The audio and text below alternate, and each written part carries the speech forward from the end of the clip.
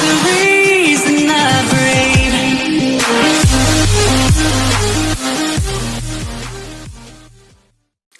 Assalamualaikum warahmatullahi wabarakatuh. Hai adik-adik semuanya, jumpa lagi bersama Kak Febri di channel YouTube Febri Bio. Hari ini kita akan melanjutkan materi dari video sebelumnya. Hari ini kita akan membahas tentang organ-organ ataupun jaringan yang bekerja pada organ tumbuhan. Yang mana ini adalah lanjutan dari materi di video sebelumnya.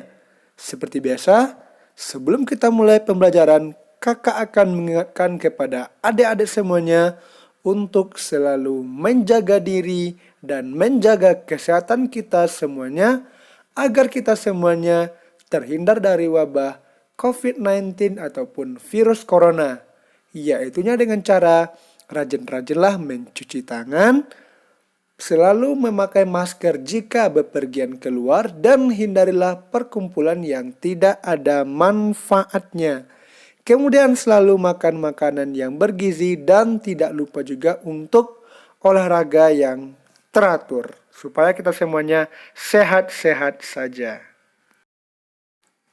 Sekarang kita akan coba membahas tentang salah satu organ dari tumbuhan tersebut, yaitunya adalah akar. Akar ini merupakan organ tumbuhan yang pokok, yang mana organ pokok itu ada 3, akar, batang, dan daun. Yang pertama kita bahas adalah akar. Akar merupakan organ tumbuhan yang biasanya berada di bawah tanah, meskipun ada juga yang berada di permukaan tanah. Akar berasal dari akar lembaga atau yang disebut juga dengan radikula.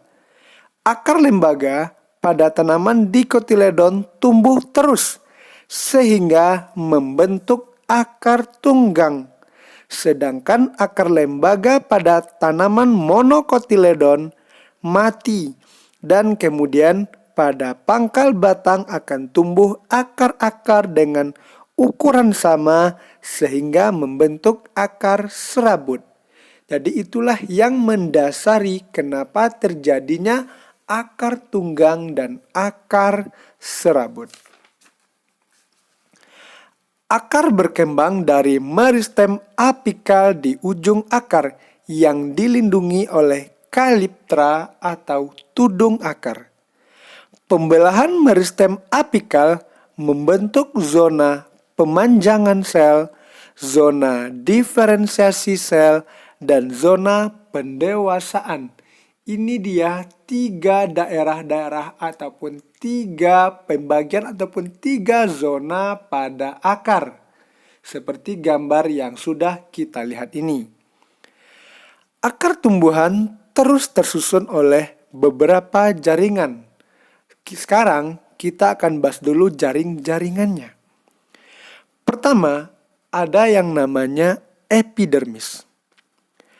Epidermis atas satu lapisan sel. Jadi epidermis itu hanya terdiri dari satu lapisan sel saja.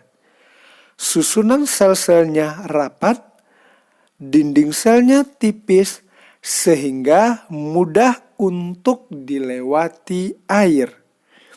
Sel epidermis akan dapat mengalami modifikasi menjadi rambut akar yang berfungsi untuk memperluas bidang penyerapan. Beda ya antara akarnya dan rambut akar. Kalau akar itu yang agak besarnya, sedangkan rambut akar seperti namanya rambut kecil-kecil yang ada pada akarnya. Jaringan yang kedua ada namanya pada korteksnya, yaitu pada bagian korteks.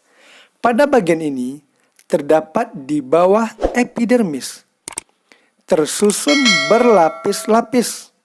Sel-selnya tidak tersusun rapat sehingga memiliki banyak ruang antar sel.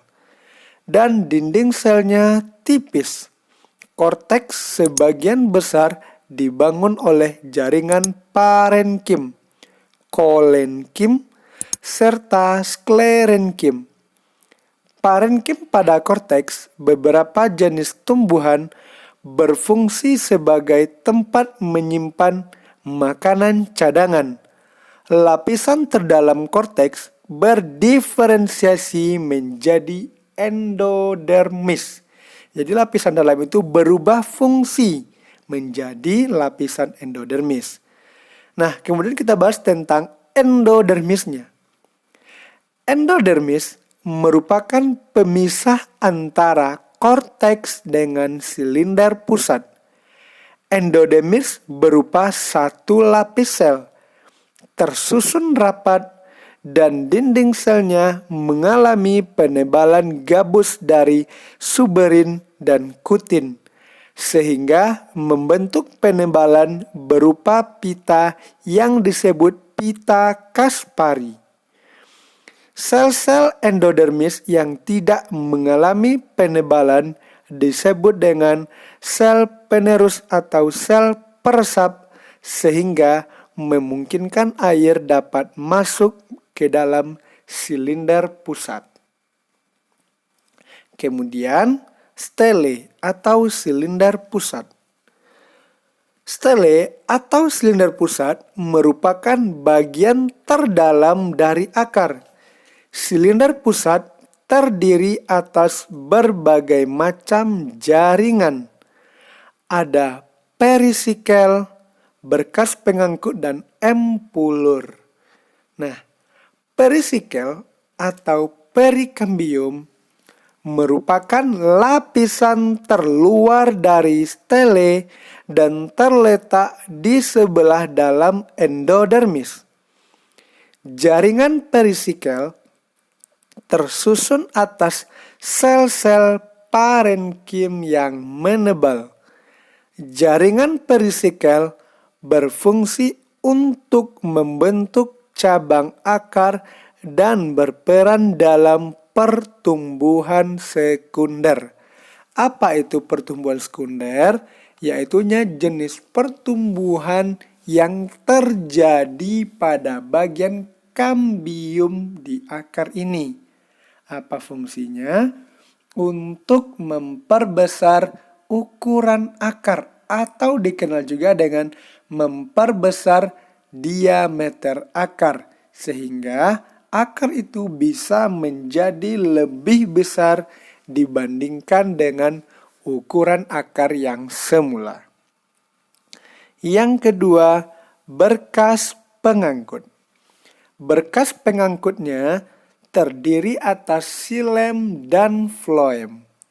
Kita sudah sama-sama tahu bahwa silem itu fungsinya adalah untuk mengangkut air, zat hara, dan juga zat-zat yang terlarut di dalamnya yang dibawa dari akar menuju batang dan akhirnya sampai ke daun. Sedangkan floem berfungsi untuk membawa hasil fotosintesis yang mana hasilnya itu pada daun yang nantinya akan dibawa ke seluruh tubuh tumbuhannya. Yaitunya ada juga pada akar, pada batang, dan juga pada daun. Yang ketiga, empulur. Empulur terdiri atas parenkim dan terletak di bagian paling dalam atau di antara berkas pengangkut. Nah, nanti akan kita bahas lagi tentang perbedaan antara akar dikotil dan akar monokotilnya. Ada nanti perbedaan-perbedaan yang paling mendasarnya di sana. Baik itu dari bentuknya, susunannya, ataupun jaringan yang bekerja di sana. Pada video kali ini kita cukupkan dulu materi kita dan akan kita lanjutkan lagi pada video-video selanjutnya. Jangan lupa untuk like, komen, dan subscribe dari channel YouTube Febri Bio ini agar channel ini terus maju dan terus berkembang menjadi channel-channel yang lebih baik dan lebih populer lagi. Dan kemudian jangan lupa share video ini kepada kawan-kawan yang lainnya agar kawan semuanya mengetahui juga apa yang sudah kita ketahui. Dan tidak kalah pentingnya adalah untuk selalu menjaga diri dan menjaga kesehatan kita agar kita semuanya terhindar dari wabah COVID-19 ataupun virus corona ini. Wassalamualaikum warahmatullahi wabarakatuh.